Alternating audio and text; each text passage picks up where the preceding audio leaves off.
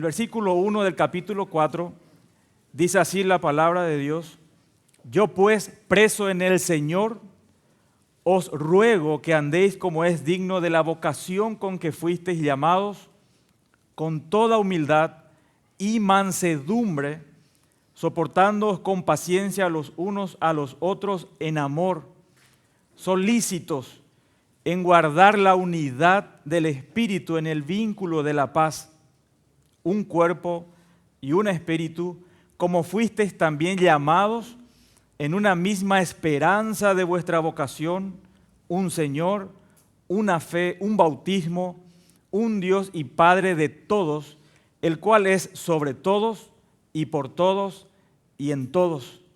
Y en el versículo 17, Pablo vuelve a repetir la misma instrucción que dice en el versículo 17: esto pues digo y requiero en el Señor, que ya no andéis como los otros gentiles que andan en la vanidad de su mente, teniendo el entendimiento entenebrecido, ajenos de la vida de Dios por la ignorancia que hay en ellos, por la dureza de su corazón, los cuales, después que perdieron toda sensibilidad, se entregaron a la lascivia para cometer con avidez toda clase de impureza. Mas vosotros no habéis aprendido así a Cristo, si en verdad le habéis oído y habéis sido por Él enseñados conforme a la verdad que está en Jesús. En cuanto a la pasada manera de vivir, despojaos del viejo hombre que está viciado conforme a los deseos engañosos, y renovaos en el espíritu de vuestra mente y vestíos del nuevo hombre, creado según Dios en la justicia y santidad de la verdad. Como les dije, hermanos, tengo expectativa de lo que Dios va a hacer contigo y como iglesia en esta mañana, cuando caminemos a través del texto que hemos leído, porque es un texto realmente poderoso, transformador, santificador, porque nos va a mostrar algo que está más allá de nosotros en realidad. La carta a los Efesios es tremendamente importante para la iglesia, porque nos muestra la gloria de la iglesia, que Dios tiene un plan para con su iglesia, y este plan es un plan eterno. Nosotros normalmente vivimos vidas individuales, creemos que venimos a la iglesia, nos vamos y que eso es todo. En realidad pertenecemos a algo mucho más grande que nosotros ni siquiera a lo mejor podemos dimensionar. Y que lo que Dios hace con cada uno de sus hijos no es para que cada uno mejore su vida y ya. No, es para que edifiques a la iglesia, que lo que hagas con tu vida realmente está llevando a cabo el Evangelio. Y vemos nosotros que dentro de ese plan de Dios, lo que Dios hace con su iglesia es tremendo en el sentido de, hoy en esta mañana, estás sentado con personas a quienes nunca jamás hubieras conocido de otra manera.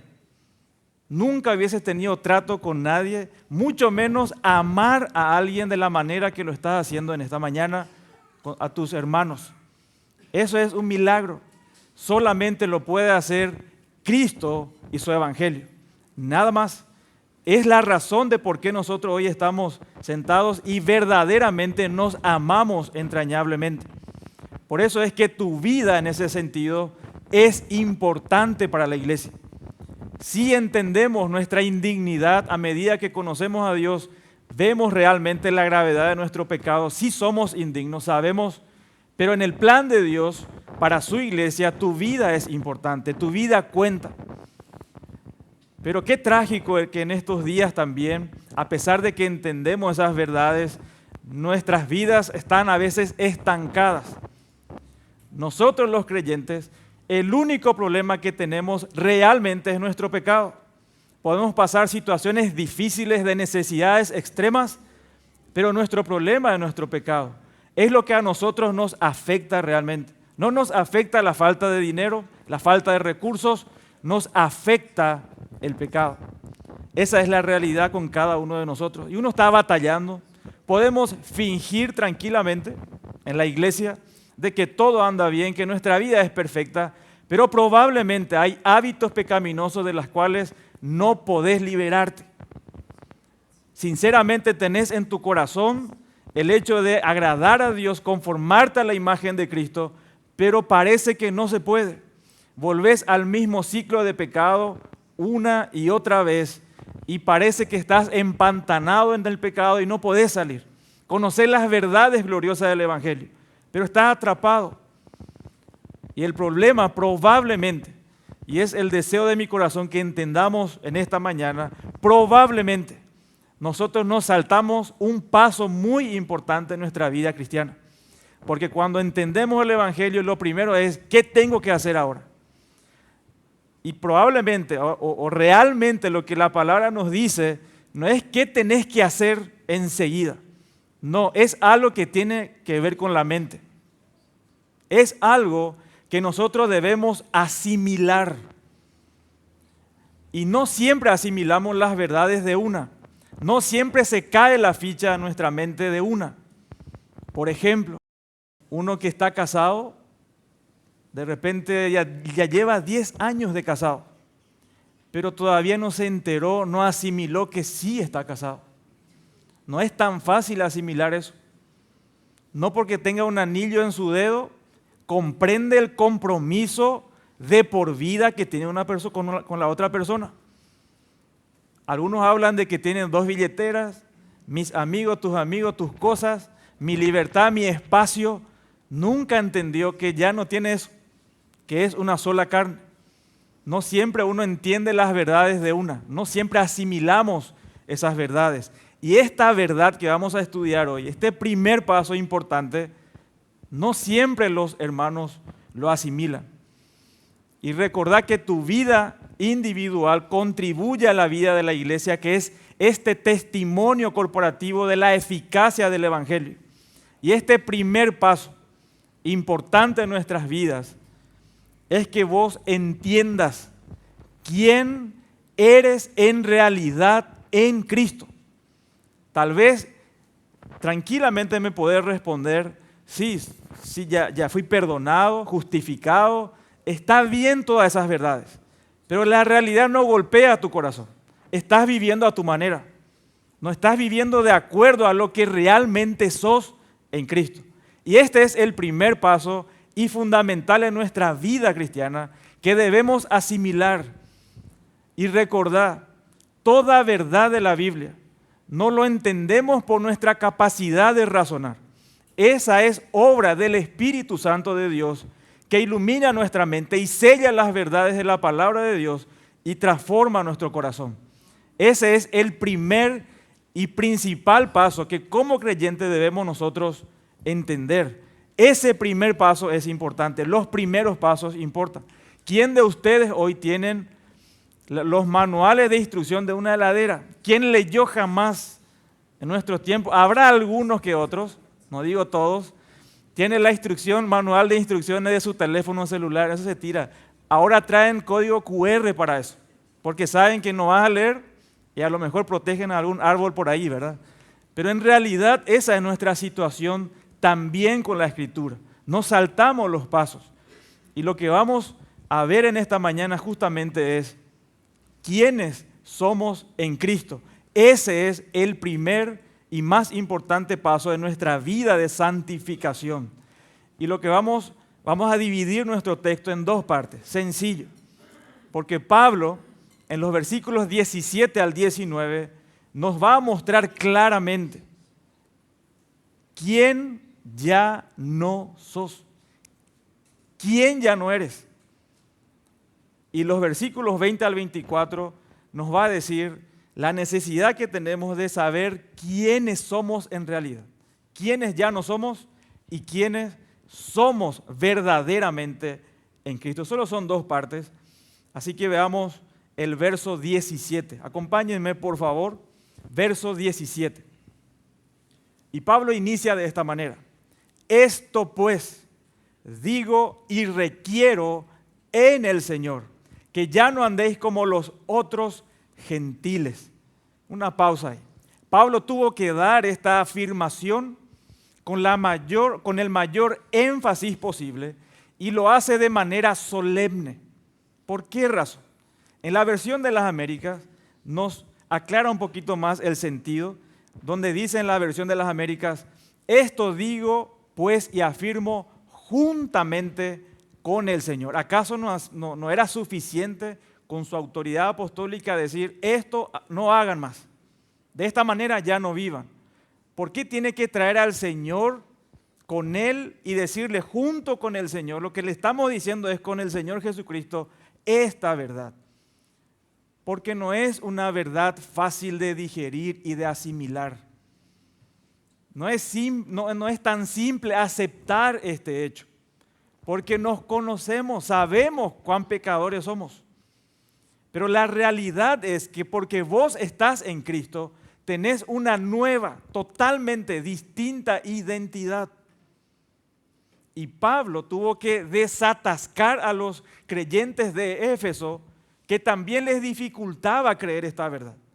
Esta verdad ya lo estuvo diciendo en el capítulo 1, en el capítulo 2, en el capítulo 3. Sin embargo, acá Pablo otra vez dice, yo esto delante del Señor es algo solemne, es algo totalmente importante y serio.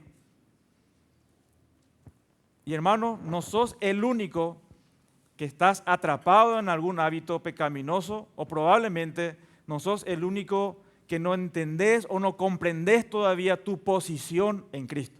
Sabés verdades, pero no bajó a tu corazón realmente, no te afecta, no forma parte de tu vida diaria. Y Pablo lo dice bajo juramento, delante del Señor. Es verdad absoluta. ¿Cuál es esa verdad? Y el versículo dice que ya no andéis como los otros gentiles. Andar aquí se refiere a todo el conjunto de actividades de la vida individual. Y cuando se refiere a gentiles, porque los de Éfeso eran gentiles, no eran judíos, se refiere a paganos, a inconversos, a personas no regeneradas, no salvos. Allá en el capítulo 2, él aclaró justamente los que están muertos en sus delitos y en sus pecados. Ahora, ¿qué es lo que gobierna la vida de un incrédulo? ¿Qué es lo que realmente gobierna la vida de alguien que no conoce a Cristo? El texto dice en el versículo 17 y sigue, que andan en la vanidad de su mente. Y observa las veces que repite Pablo en este pasaje, no repite el cuerpo, no repite otras funciones de nuestra vida, habla de la mente. Andan en la vanidad de su mente, acompáñenme por favor ahí, vanidad de su mente.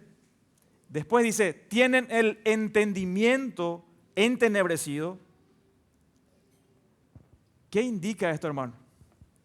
Que el problema real de las personas no es físico, no es hormonal, no es que en el cerebro hay un desequilibrio químico que le hace actuar de cierta manera.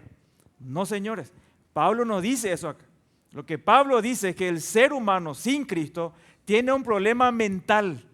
No es que está loco, tiene un problema en la mente, que su mente dice que está vacía. Su mente dice que está en la vanidad. ¿Y a qué se refiere en la vanidad? ¿Por qué el incrédulo tiene una mente vacía? ¿A qué se refiere eso? Se refiere a la calidad de lo que piensan las personas, la forma de pensar y que se manifiesta en la manera de vivir del incrédulo.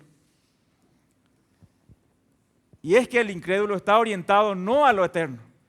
Todo es transitorio, todo es terrenal, todo es para el aquí y el ahora. La mente de un incrédulo está orientada a la tierra, no está orientado a lo eterno. Lo de Dios no le interesa.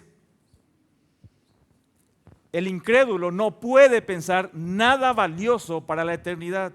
El incrédulo solo vive para el aquí y para el ahora. Entonces lo que tienen es superficialidad en la mente. Esta es la característica de un incrédulo. ¿Y qué produce esta incapacidad, esta superficialidad? Produce lo que nosotros llamamos incapacidad total o corrupción radical, como lo quieras llamar. Esta es la realidad del incrédulo. Es una incapacidad total. Ahora tal vez te preguntes qué tipo de incapacidad. Es una incapacidad, no de que él no pueda inventar, ser un profesional, inventar cosas para la humanidad y todas esas cuestiones. No se refiere a eso. Es algo interno. Observen el versículo 18. Verso 18 dice, teniendo el entendimiento entenebrecido. Esto se puede traducir también viviendo con la mente oscurecida. La facultad de pensar, de comprender y razonar está entenebrecida. Y este entenebrecido, aparte de ser oscuro, implica que están muertos en la mente. Entonces se puede traducir viviendo con la mente oscurecida, muertos en la mente, su percepción espiritual está realmente oscurecida. Es lo que nos recuerda ya en Génesis capítulo 6, ¿se acuerdan? Que los pensamientos e intenciones de sus mentes estaban continuamente solo en la maldad. Y eso continúa después del diluvio. Eso continúa hasta nuestros días. Esa es la condición del ser humano. Siempre oscura, siempre siniestra, siempre pecaminosa. Todo lo que puede pensar, todo lo que puede identificar es solo maldad y nada más. Es tan oscurecida que en realidad no pueden ver su camino realmente. Romanos 1:21 dice, pues habiendo conocido a Dios, no le glorificaron como a Dios, ni le dieron gracias, sino que se envanecieron en sus razonamientos y su necio corazón fue entenebrecido. Entonces, este es un pensamiento que no solo es malvado, está atrapado realmente, está deformado, está estancado. La gente no puede salir de su propia cabeza. Solo está meditando en maldades, en pecado todo el tiempo. No pueden ver la situación real de su alma. No se dan cuenta de la realidad y gravedad de su pecado. ¿Y saben por qué, hermanos? Sencillamente por lo que nos dice el versículo a continuación. Esta situación del incrédulo que piensa que la está pasando bomba sin Dios, no se da cuenta que su vida pende de un hilo y que enseguida muere y va a pasar la eternidad en el infierno, no se da cuenta. ¿Por qué pospone las cosas? Sencillamente, como dice Pablo, están alejados de la vida de Dios, según nuestro versículo aquí, 18. Teniendo el entendimiento entenebrecidos, ajenos de la vida de Dios. Es decir, están totalmente separados de la vida de Dios. ¿Y qué contraste? Porque solo en Dios hay vida. Sin Dios no hay vida. Todo lo relacionado a Dios es real. Hay gozo verdadero solo en Dios. Hay felicidad verdadera solo en Dios. Sin embargo, las cosas de este mundo ofrecen algo artificial, no real. Y la gente se engaña porque están viviendo de cierta manera alejados de Dios, que están disfrutando su vida y sabemos que eso es artificial, no es real. Nada fuera de Dios puede ser verdadero y puede haber vida real. Solo en Dios hay vida real, hermanos. Tal vez haya buenas sensaciones, experiencias maravillosas, pero no satisfacen, nunca van a satisfacer el corazón del hombre. Solo Dios tiene vida verdadera y únicamente todo lo relacionado con Dios es vida verdadera. Y la forma en que se manifiesta esta realidad es en la pureza de vida. Es en lo que agrada a Dios, no en el pecado. El gozo real del creyente viene en la obediencia, ¿sí o no? Cuando usted está ante una tentación y usted cede a la tentación, esa tentación te engaña pensando que te va a dar cierta satisfacción, pero en acto seguido usted se va a dar cuenta, si usted es creyente, que eso es trágico. ¿Cómo cuesta salir de eso? ¿Cómo volver en sí? Es difícil. Pero cuando usted obedece, ¿cómo está su corazón, hermano? Lleno de gozo. Parece que va a conquistar todas las cosas, ¿cierto? Hay gozo real. Cuando usted lee la palabra de Dios, entiende verdades, tu corazón se llena de gozo. Esa es la experiencia de un creyente. Sin embargo, como solo Dios puede dar la fuerza impulsora para causar, sostener, mantener y energizar esa vida, el incrédulo en su interior está aislado de esa fuente de energía. Están aislados de esa capacidad, no tienen entendimiento, no tienen capacidad y no pueden pensar correctamente en lo verdadero o lo verdaderamente importante. Su entendimiento está oscurecido. Ahora, ¿por qué él no puede hacer las cosas realmente trascendentales, eternas? ¿Cuál es la razón? Porque está separado de la vida de Dios. No tiene la capacidad de moverse espiritualmente ni prosperar en su vida espiritual en absoluto. Simplemente se alejan. Esa es la incapacidad de un incrédulo. Y hermanos, esa situación no se arregla con terapia psicológica. No es que tenemos que modificar ciertas conductas del ser humano y él va a ser una persona que ama y teme a Dios. Eso no sucede de esa manera. ¿Saben por qué? Porque el texto dice en el verso 18, debido a la ignorancia que hay en ellos. Esta no es una ignorancia porque nadie le enseña, porque nadie se preocupa. Escuché que van a ir a evangelizar. ¿Creen ustedes que esas personas se van a enterar que los hermanos de Sola Gratia van a ir a evangelizar y van a llenar ese lugar para escuchar el evangelio? No, Señor. No es así.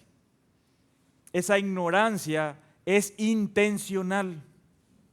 No importa qué libros puedas discutir con un incrédulo. Te va a aceptar de Platón, de libros antiguos, de lo que sea. Cuando menciones la Biblia, terminó la conversación. Ellos cierran la Biblia a propósito. En el único lugar que pueden conocer al verdadero Dios, lo cierran, lo evitan. De que fue escrita por hombres, que tiene muchos errores y muchas excusas, con tal de mantenerse felizmente en su ignorancia. Esta ignorancia es a propósito, es un problema interno, es quién es la persona realmente. Y ese es el problema cuando las personas deliberadamente no conocen a Dios, cuando se aseguran de que Dios no tenga parte en su vida. Por eso no tienen conocimiento de Él, aunque la creación atestigua de Dios. No te van a decir, no fue eso, fue el Big Bang, eso fue una explosión allá, y te van a dar como ciencia toda esa mentira, toda esa basura.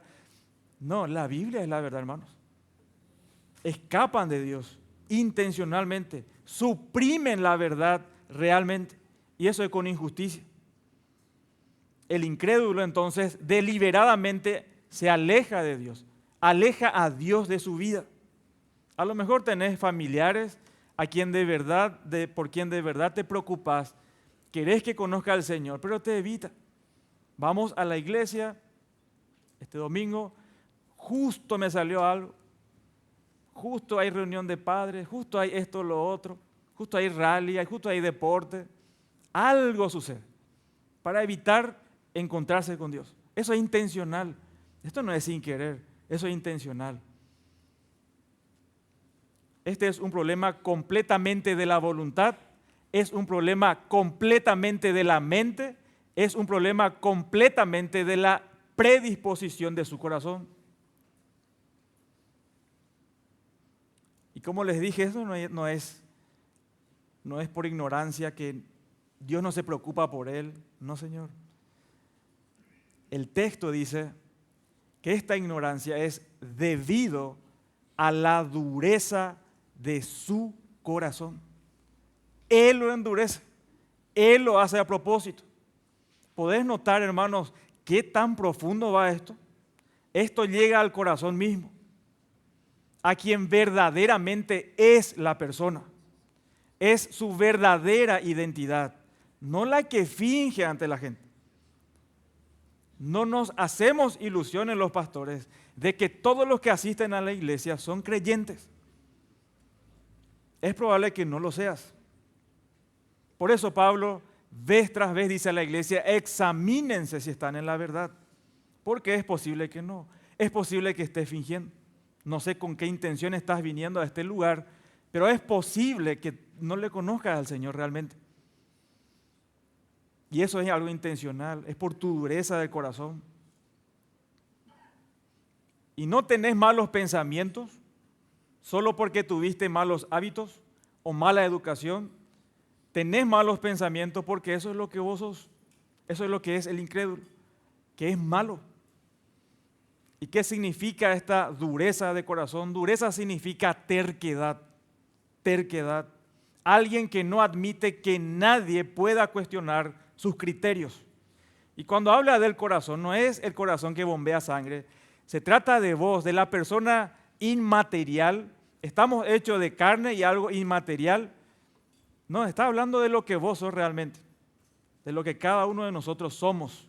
Cuando nadie nos ve, cuando el pastor no está detrás de vos, lo que vos sos en tu intimidad, eso es lo que vos sos realmente.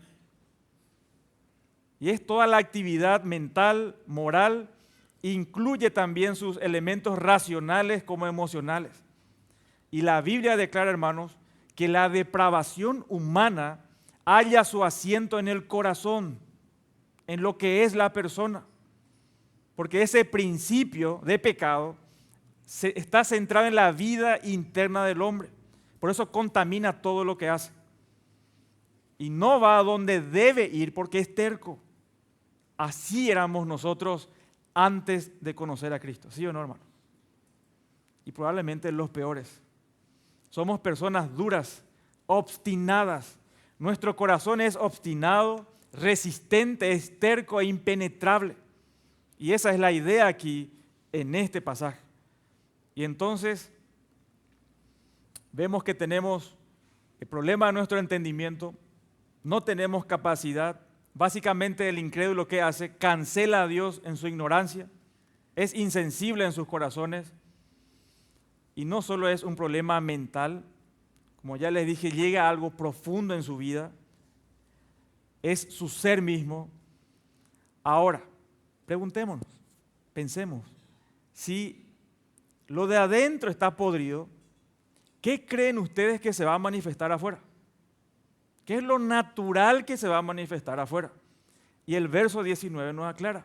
Dice el verso 19, los cuales, después que perdieron toda sensibilidad, habiendo llegado a ser tan insensible, lo que en última instancia hace un incrédulo, porque su corazón es de cierta manera, lo hace porque su pensamiento es de cierta manera, es porque anula.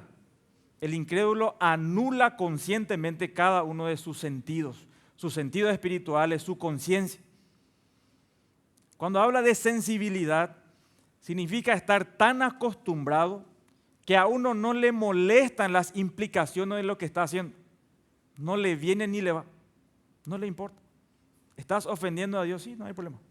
¿Te vas a ir al infierno? Sí, todos se van a ir al infierno, no me importa. Tan insensibles. ¿Saben ustedes, hermanos, cómo podemos aumentar la maldad en este mundo? Y uno dice, hay mensajes subliminales, hay propagandas, ideologías de esto y lo otro. En realidad, no tenés que enseñarle nada a nadie.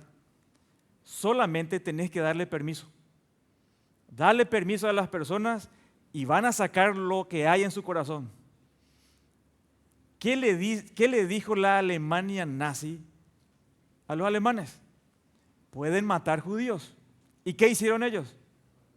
Matar judíos, sin ningún cargo de conciencia. ¿Qué dicen los gobiernos hoy? Pueden matar a sus hijos en su vientre. ¿Y qué hacen las personas? ¿Saben qué están intentando? que la pedofilia sea normal. Si eso se normaliza, si se da permiso, ¿qué creen ustedes que va a pasar? Lo que ya está en el corazón del hombre. ¿Qué pasaría contigo si no hubiera consecuencias en tu vida en lo que haces? ¿Qué pasaría con tus hijos? Y le aclarás a tu hijo y le decís, yo confío en vos. No va a haber ninguna consecuencia de lo que hagas. Hacer lo que quieras. ¿Qué creen que van a hacer? A la gente le das permiso y saca toda la basura que tiene en su corazón. Porque solo eso puede dar. La gente está sin freno. Dios, en su gracia, restringe esa maldad, a pesar de lo que vemos nosotros hoy. A pesar de eso. Esto no se descontrola. La gente piensa que es buena. En realidad no lo son. Nadie es bueno. Se te da permiso y probablemente engañarías a tu esposa si no hubiera consecuencias. Y esto es serio. Porque si tu identidad es como estos otros gentiles, sos un peligro. Somos un peligro andante. Entonces, todo lo que uno debería hacer para aumentar maldad es permiso. Dale licencia que hagan lo que quieran. Tu vecindario, ¿cómo sería si no hubiera ley?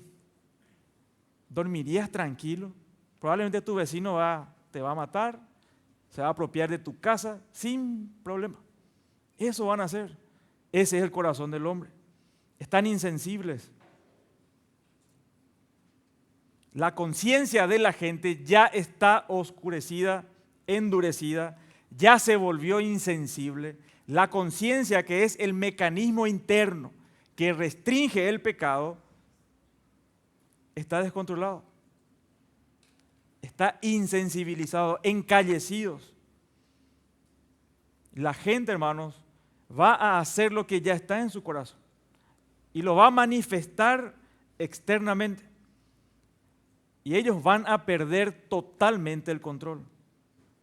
Por eso dice el verso 19 y continúa, se entregaron a la lascivia, se entregaron a la impiedad. Y esta es una palabra clave, el entregarse. ¿Se acuerdan ahí en Romanos 1? ¿Recordarán ustedes que el hombre era de cierta manera y qué hace Dios? Lo entrega a pasiones vergonzosas, luego hacen otras cosas y qué hace Dios como juicio? Le entrega para que haga lo que está en su corazón. Quita la restricción, hace lo que querés y vas a sufrir la consecuencia. Entonces, Dios los entrega al pecado, es el juicio de Dios en ellos, pero esto es lo que Efesios nos recuerda.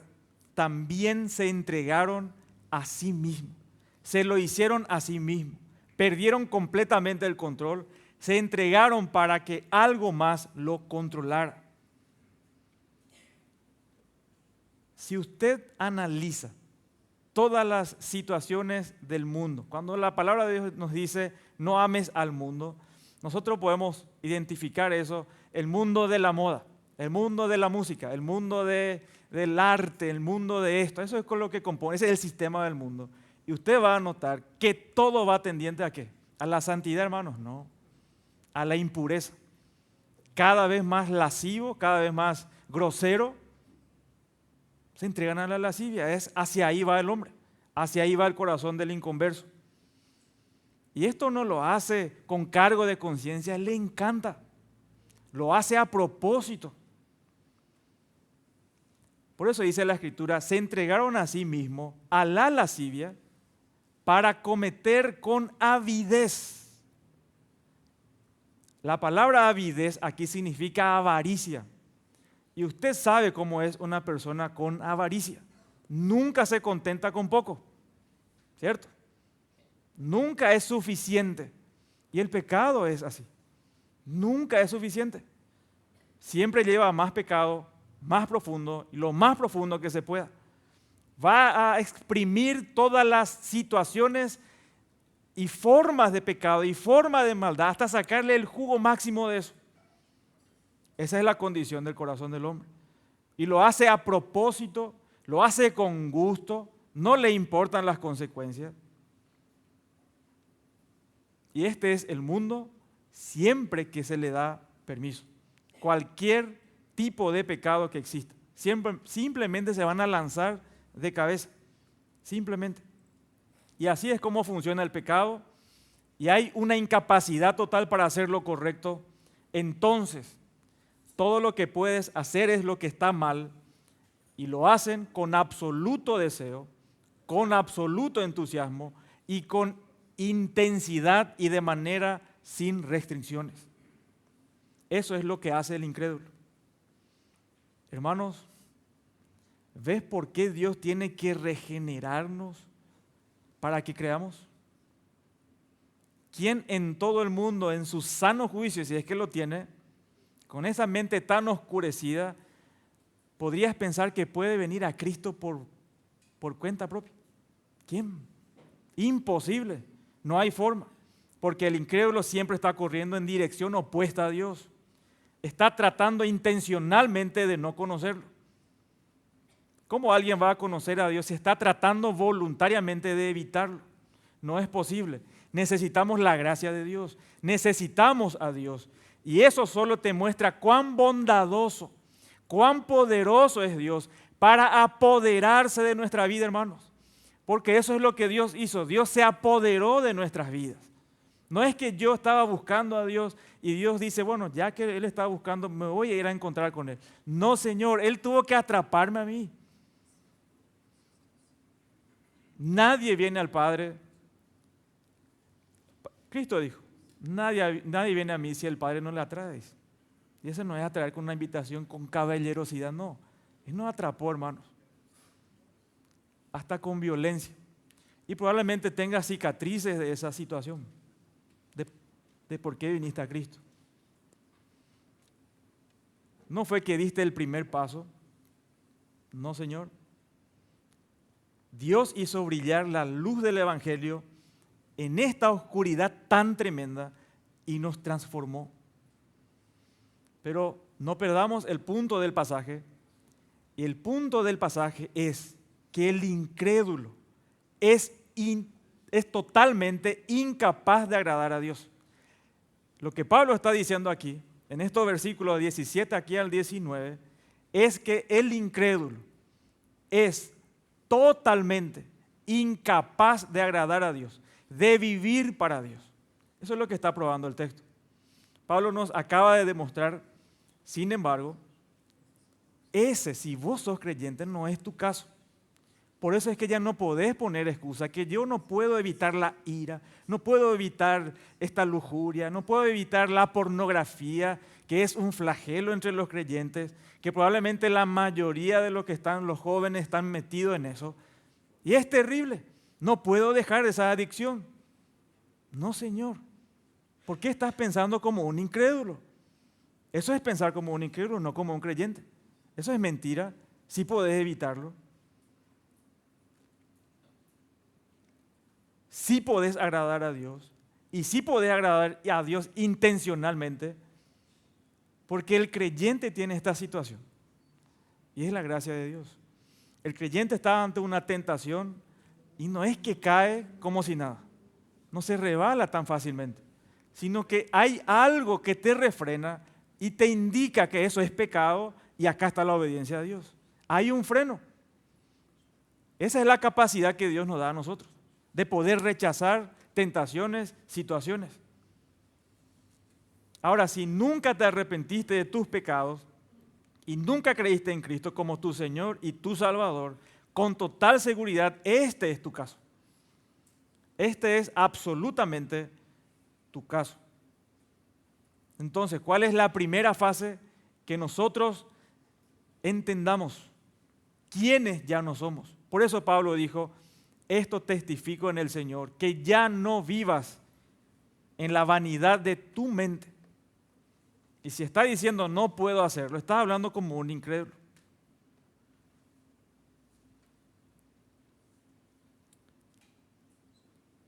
Y por supuesto, si vos confesás, te convences de que seguís siendo incrédulo en la práctica, entonces ese ciclo de pecado va a continuar. Vos ya te mataste desde el inicio. Necesitamos cambiar algo en nuestra mente. Necesitamos asimilar una verdad. Entonces, deja de pensar como un incrédulo. Eso significa que no tenés excusa. Nunca tuvimos excusa. Pecamos porque queremos, porque decidimos hacerlo. No es que Satanás te obliga por culpa de Satanás. No, él nos tienta, evidentemente. Pero Dios ya nos liberó del poder del pecado. Lo que el creyente a veces hace, ya está liberado del pecado, se mete a la cárcel solito. El creyente cuando peca se mete a la cárcel solo. No, Dios ya te sacó de ahí. ¿Por qué seguir viviendo como un esclavo de un pecado? Por eso es importante que recuerdes, que te recuerdes a vos mismo quién ya no sos. Y en segundo lugar, necesitas saber quién eres. Lo que ya no sos y lo que como creyente sí sos, a pesar de todo. Tal vez por eso Pablo tuvo que decir, yo estoy afirmando y con el Señor, porque no es tan fácil asimilar. No es tan fácil entender esto. Parece obvio, pero no es tan fácil. Porque pecamos y sabemos cómo somos. No, yo no soy eso. Y sí somos. Sí somos lo que dice el versículo 20. Y acompáñenme ahí, por favor. Mas vosotros no habéis aprendido así a Cristo. En un contraste completo. Y en el griego aparece primero vosotros. Porque la intención de Pablo es mostrar a los de Éfeso, ustedes ya no son como los otros gentiles, ustedes son una nueva creación.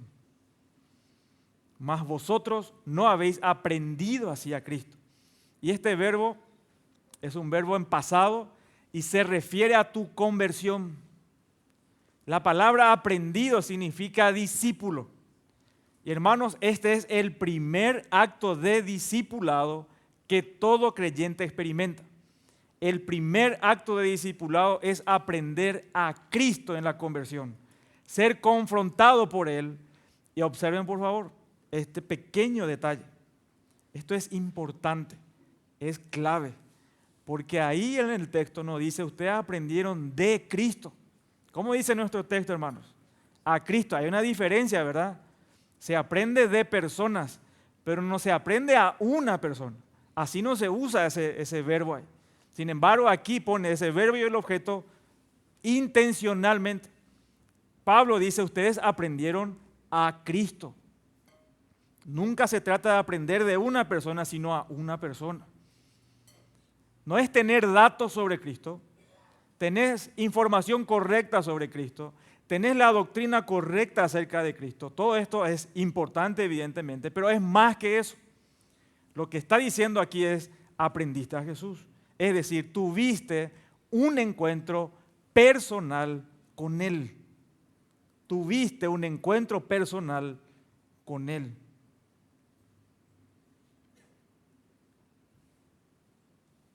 Esto pasa en realidad con todos los creyentes. Escuchaste predicaciones, a lo mejor estuviste en una iglesia, se leía la Biblia, nunca entendiste. Nunca jamás. Hasta que por ahí te encontraste un video de Paul Washer y justo ese video, esa predicación y algo bajó ahí. Algo impactó tu mente, atravesó tu corazón y te despertaste. Algo pasó ahí, hermano. Esa es la experiencia de todo creyente cuando comprende el Evangelio. Antes no caía la ficha, ¿verdad? Sin embargo, ahora sí, cayó la ficha. Entendiste el Evangelio. No solo aprendiste de Cristo, tuviste un encuentro con Él. No se te va a aparecer en sueño, eso es mentira. Él no se aparece a nadie en sueño. Si soñaste que te apareció Jesús, el lomito que comiste probablemente te cayó muy mal, tuviste una pesadilla, algo. Él no se aparece así. No, Señor, en su palabra. Y ahora estás inmerso en Él. Ahora le amás con todo tu corazón. Captaste comprendiste, te conectaste con Él, no con los hechos, te conectaste con Él. Y hermano y hermana, si estás basando tu conversión en solamente datos históricos, probablemente no tuviste este encuentro. Necesitas datos reales, verdaderos, desde la palabra de Dios. Pero las personas no se salvan porque saben cosas sobre Jesús. Las personas se salvan porque conocen a Jesús. Los demonios conocen a Dios, sin embargo siguen siendo demonios, no cambia nada. Entonces, ¿de verdad conoces a Cristo? ¿Tuviste un encuentro con Él? Esto es un cambio de paradigma total. ¿Y cómo es aprender a Jesús? El versículo 21 nos instruye.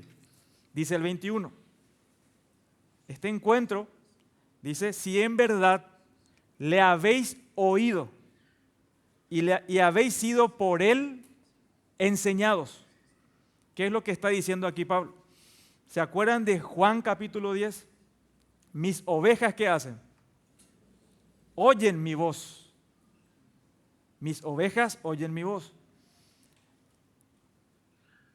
La confianza que tiene tu pastor, la confianza de todo aquel que conoce, entiende la suficiencia de la Escritura, no es por su capacidad que vos entendés un mensaje.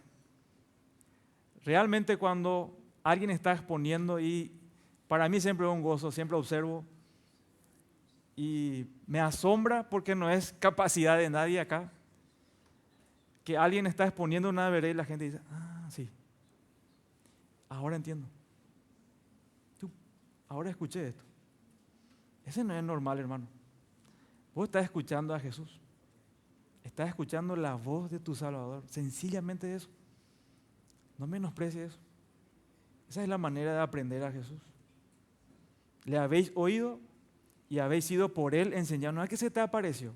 Es que estás estudiando la Escritura y estás entendiendo la verdad. Y eso va transformando tu vida. Ahora entiendo. Pero sí, puede ser, lo que se está hablando acá es una idiotez. Es tan loco esto. Vos no escuchaste la voz de Jesús, ni tuviste un encuentro con Él. Para el inconverso lo que estamos haciendo es una soncera. Están perdiendo tu tiempo. Sin embargo, para nosotros, qué precioso. Escuchar la voz de nuestro Salvador domingo tras domingo. Al estudiar personalmente la Escritura, el Espíritu Santo alumbra nuestro entendimiento y entendemos la Escritura y eso trae gozo en nuestro corazón. Hermanos, la verdad no era solo un montón de palabras que estaban al aire, sin embargo, entró en tu alma, conociste la voz del Salvador, no la voz del predicador, escuchaste la verdad que el Espíritu Santo te hizo entender y lo está haciendo constantemente y lo usó para penetrar profundamente en tu alma. Escuchaste la voz del buen pastor y supiste exactamente lo que necesitabas hacer. Probablemente viniste desganado, habrá sido tu caso en algún momento, en algún domingo, y estabas a punto de cometer alguna tontería en tu vida, iba a destruir tu familia, pero alguien estaba predicando la palabra y el Espíritu Santo golpea tu corazón y transforma. Y ya evitaste hacer eso, te arrepentiste, clamaste al Señor ahí mientras te reías, pero por dentro estaba ahí lamentándote por tu pecado. Es porque así trabaja el Señor, así nos edifica, hermanos. Y eso lo hace siempre. Solo Dios puede transformar eso en la conversión.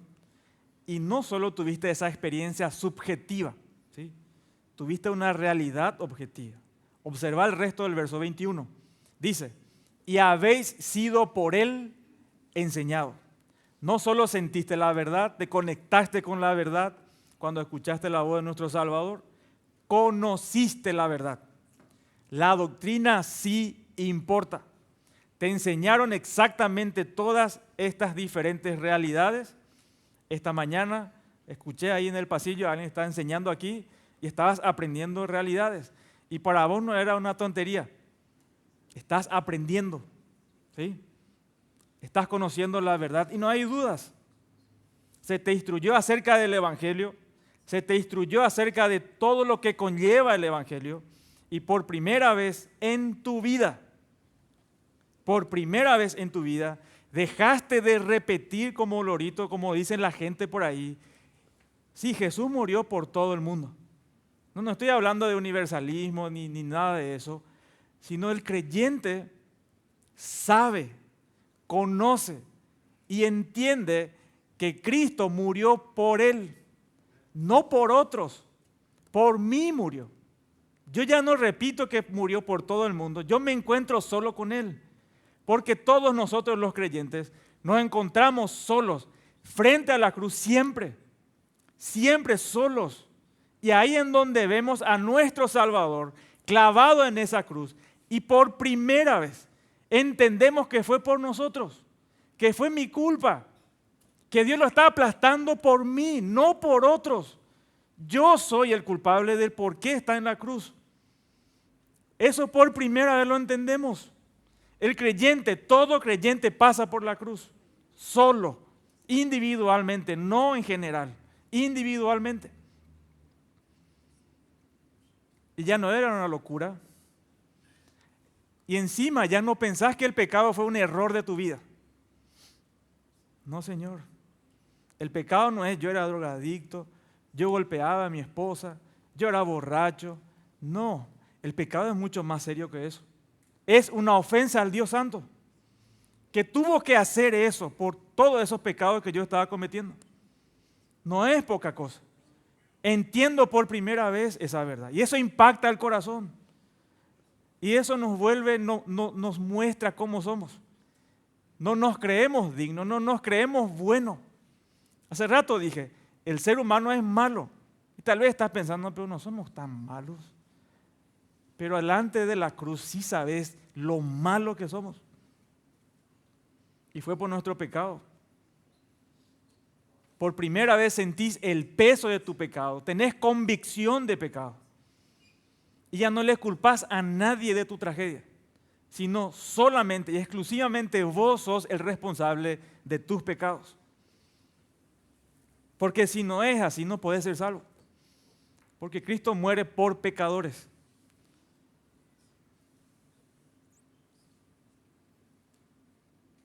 Se te instruyó en el consejo de Dios. Ya no vas a discutir que Génesis 1:1 es verdad. Ya sabes la verdad, que Dios creó este universo. Lo hizo con su palabra en 7 días. Dios lo creó. ¿Tenés la plena certeza, sí o no, hermano? Espero que sí. ¿Tenés la plena certeza de la institución del matrimonio, que no es una creación, no es un constructo social, sino que sale de la mente de Dios y que es sagrado? Ya entendés que hay vida después de la muerte, ¿sí o no? Con total seguridad. Nadie te va a sacar de la mente eso. Ya entendemos la verdad. Sabemos quién gana al final. Sabemos quién es el que está sentado en su trono y sabemos quién gobierna este universo y hace cada cosa según su voluntad. Sabemos, lo sabemos con total certeza. Es porque hemos aprendido la verdad que está en Jesús. Por eso podemos entender, por eso podemos tener la certeza, sencillamente por eso, conforme a la verdad que está en Jesús. Sin embargo, antes creías mentiras y de toda clase. Probablemente hacías yoga, hacías cualquier cosa, creyendo que esa era la fórmula para llegar a Dios o sentirte mejor o lo que sea. Anda a saber qué experimentabas en tu vida, pero ahora ya sabes la verdad. Sabes la verdad que no es porque venís a este lugar que sos salvo, sino por tu fe en Cristo. Sabes que la verdad es que yo no me salvo por mis obras, por lo que yo hago, sino por lo que Cristo ya hizo por mí. Ahí descansamos. Ya sabes la verdad sobre la literatura, la experiencia, el propósito de este mundo, la verdad sobre la historia.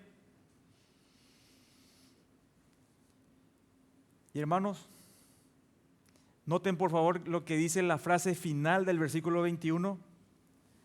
Así como la verdad que está en ¿quién? Dice ahí, en Jesús. Y eso es intencional. Pablo no dice Cristo Jesús, el Señor Jesús, sino muestra la humanidad de Cristo.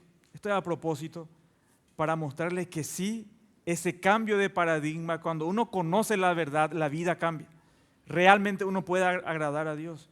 ¿Cristo obedeció al Padre completamente? Sí. La palabra de Dios nos dice que Él fue tentado en todo según nuestra semejanza, pero sin pecado. Él vivió la verdad, Él era la verdad, y la verdad sí importa, sí cambia a las personas. La verdad cambia a las personas, nos reconfigura la verdad. Y empezamos a vivir de la manera que estaba diseñado por Dios. Y sabemos también que tu salvación no es esto. No es que Cristo vino a morir para que primordialmente no nos vayamos al infierno. No, Señor. Es por su gloria. Entendemos esas verdades, que es mucho más grande que nosotros.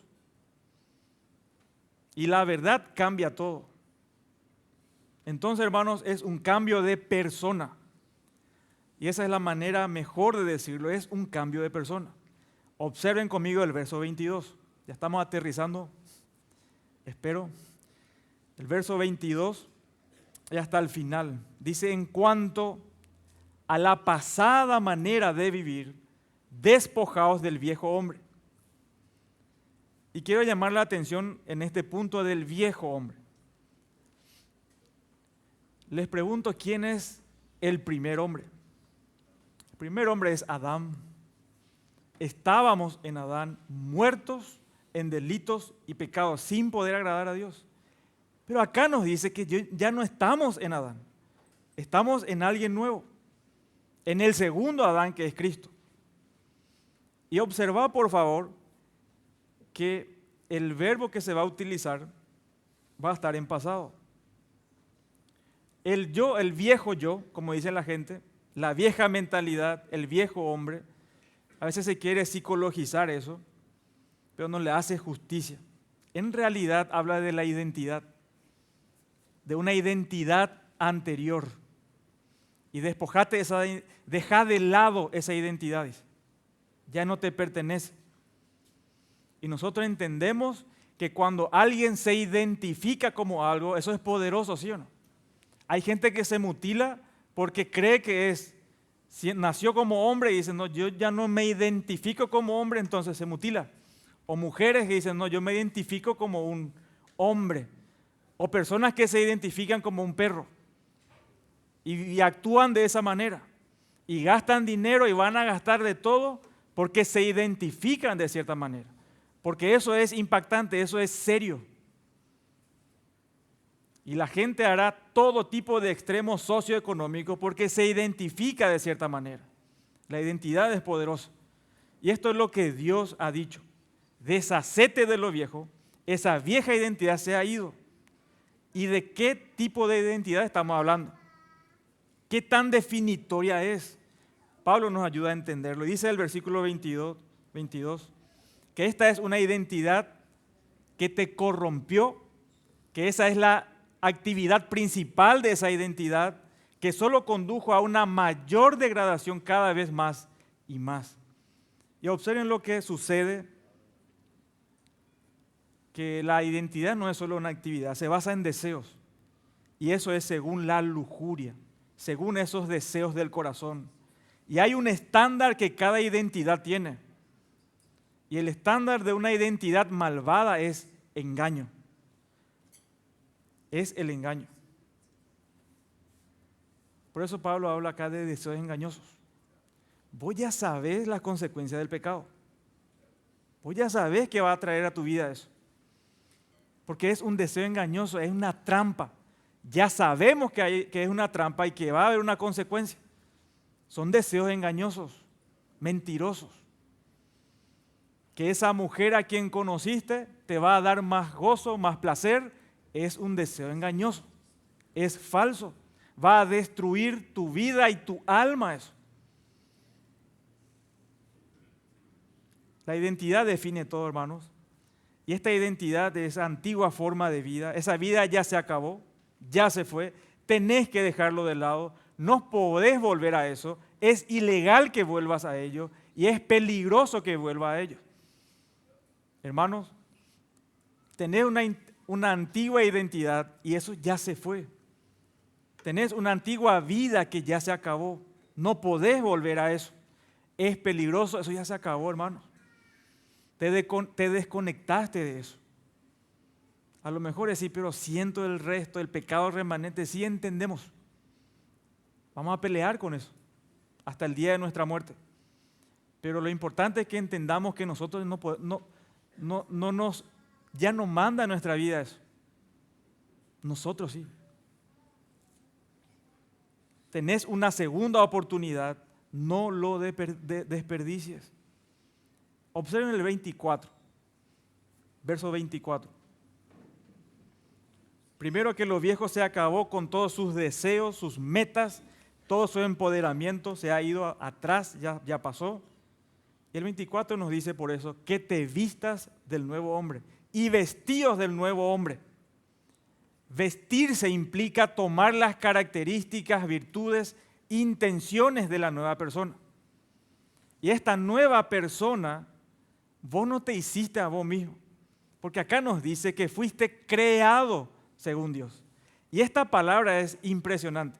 Esta palabra creado, cuando se usa en la Escritura, se usó allá en el hebreo, allá en Génesis 1, y aquí en este texto, siempre es aplicado únicamente al acto creador de Dios. Nadie se regenera solo. Dios lo hace, completamente Dios, porque solo Él tiene poder para crear de la nada. Él a nosotros no nos remendó, dice que nos creó de nuevo. Y esto es según Dios en la justicia y santidad de la verdad. En lugar de engaño tenemos verdad, un estándar totalmente nuevo. En lugar de lujuria, ¿qué tenemos, hermanos? Santidad y justicia según este texto. Deseos totalmente nuevos. ¿Querés estar bien unos con otros? ¿Querés ofrecer tu vida en santidad? ¿Querés honrar a Dios? Son deseos nuevos que antes no tenías. Aspiraciones totalmente nuevas. Porque Dios nos creó completamente nuevo. Tenemos un cambio de imagen total. No es que te fuiste a la peluquería y ahora antes tenías tu cabello de esta manera, te vestías de cierta manera y ahora ya estás bien vestido. No. Es una imagen interna, completamente nueva. Es una recreación total, nuevo estándar, nuevo deseo, santidad, nueva justicia. Otra vez, hermano, si seguís empantanado en tu pecado y vos decís no puedo, estás pensando otra vez como un incrédulo. Y lo que tenemos que hacer, de entender en primer lugar quiénes somos en Cristo, eso no sucede una sola vez. El versículo 23 nos dice qué tan frecuente debemos nosotros vestirnos. Verso 23 dice, y renovaos en el espíritu de qué cosa. Vuestra mente, ahí está el punto. Lo que a los incrédulos no les permite vivir para Dios es su mente. Está entenebrecida, vanidad.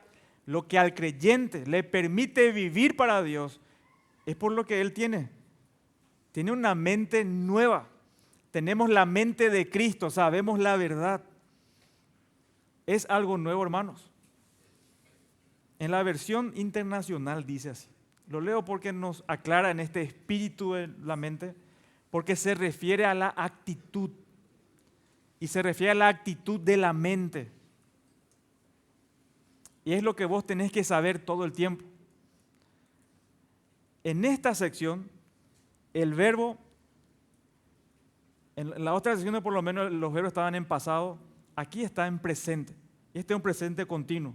Es algo que el creyente debe hacer todo el tiempo, todos los días, renovar su mente.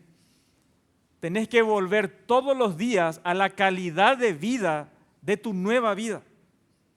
Tenés que recordarte, no es algo psicológico, como un efecto placebo, no, es una verdad. Tenés que decirte a vos mismo de que vos sos un hijo de Dios. Ya no conviene vivir así para un hijo de Dios. Tenés que recordarte todos los días quién sos en Cristo, para que veas el horror del pecado que querés cometer, para que puedas dejar esos vicios, esos hábitos pecaminosos. La palabra de Dios no nos manda a regenerarnos siempre. No, eso ya ocurrió una sola vez y para siempre. Tenés que sacar tu mente de la cuneta, hermano. Tenés que devolverle a la verdad. Saca tu mente del engaño, de que te gusta tu pecado, y eso es todo lo que realmente tenés, te cuesta salir de eso. Es casi imposible, eso es mentira. Volvé a Cristo. Y la palabra de Dios también nos dice que traigamos cautivos todo pensamiento a la obediencia. ¿A quién? A Cristo, siempre. Por eso hoy, lamentablemente, con muchos creyentes, están perjudicados en su salud por la forma de pensar. Depresión a cada rato, situaciones de esto y lo otro. Claro que tus emociones se van a descontrolar. Tenés que pensar como un cristiano. Deja de pensar en vos mismo siempre, en tus necesidades, que vos sos el único que sufrí. No, Señor, pensá en otros. Por ejemplo, alguien que normalmente, constantemente vuelve a una situación depresiva es porque se centra en sí mismo. Y la palabra de Dios nos dice que pensemos en nuestros hermanos. Hay alguien que está sufriendo más que vos, realmente. Entonces volvamos nuestra mente a Cristo. Saca tu mente de la mentira, que no lo podés hacer, que no tenés fuerza. Tráelo de vuelta a la palabra de Dios. Traerlo de vuelta a la novedad de Dios que nos ha concedido en Cristo. Toda esta verdad, este deseo y la capacidad por lo que Dios ha hecho en nosotros. Y cuando Pablo dice aquí, en el espíritu de nuestra mente, evidentemente, no lo hacemos solo, hermanos. Nosotros tenemos al Espíritu Santo adentro nuestro. Él es el que nos capacita para que podamos aplicar la verdad en nuestra vida, entender esa verdad y caminar en esa verdad. Antes caminábamos en la vanidad de la mente. Ahora sí, con una mente renovada podemos agradar a nuestro Señor absolutamente. Este renovado es algo interno, no es algo que tenés que hacer, disparar y hacer. 10 métodos para evitar esto, 5 situaciones no. Es algo que tenés que parar un ratito, poner en neutro, parar la pelota como se dice, y pedirle al Señor que te ayude a entender esta verdad. Debemos confiar en el Espíritu Santo. Él nos dio la gracia, nos hizo diferentes. La razón, hermanos, por la que el incrédulo no puede obedecer a Dios es por la vanidad de su mente. La razón por la que vos como creyente podés obedecer a Dios es porque tenemos la mente correcta en Cristo. Lo que necesitas todos los días es renovarla, es volver a esa realidad. Paso 1, entonces, renova tu mente. No quieras hacer de ahora, prometo, voy a servir al Señor. No vaya a prometer nada. Pará un ratito y pedirle al Señor, Señor, ayúdame a entender esta verdad, a vivir conforme a esta verdad y no a mi vieja o la identidad que ya no me pertenece. Calibra tu mente con el estándar correcto y las aspiraciones correctas. Esa es la verdad y los deseos correctos, hermanos.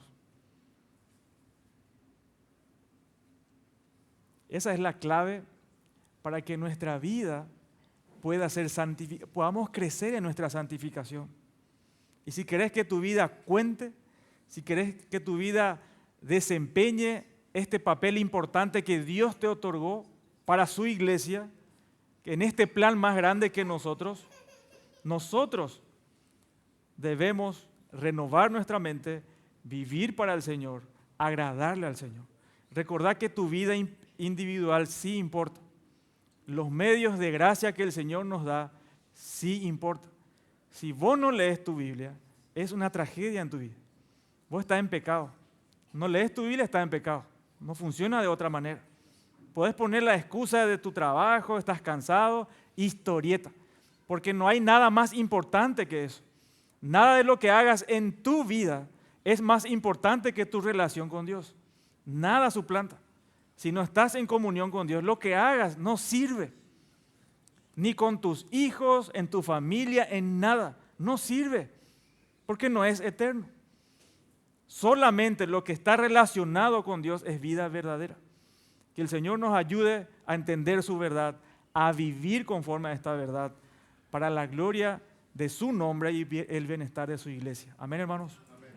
Oramos. Señor, gracias por tu palabra, tu poderosa palabra, que entendemos que tu Espíritu Santo va a aplicar en nuestras vidas. Y cuánto deseo, Señor, que lo hagas en mi corazón, en el corazón de cada uno de mis hermanos, y que podamos ver a Cristo todos los días, volver a la cruz todos los días y entender que nuestra vieja naturaleza ya fue sepultada y que ahora somos nuevas criaturas en Cristo para agradarte, para vivir para ti, Señor, para que nuestra vida sea significativa, es decir, en obediencia a tu palabra, a tu plan. Bendice a esta iglesia, Señor. Bendice a su pastor, fortalece su vida y que tu iglesia te honre, Señor, que tú seas prioridad en sus vidas. Nosotros somos tuyos, Señor. Somos débiles, sí lo entendemos, pero tu palabra dice que no estamos solos. Tu Espíritu Santo está dentro de nosotros, que nos da poder y dominio propio para vivir para ti, Señor. Ayúdanos, por favor, en el nombre de nuestro Señor y Salvador Jesucristo. Amén.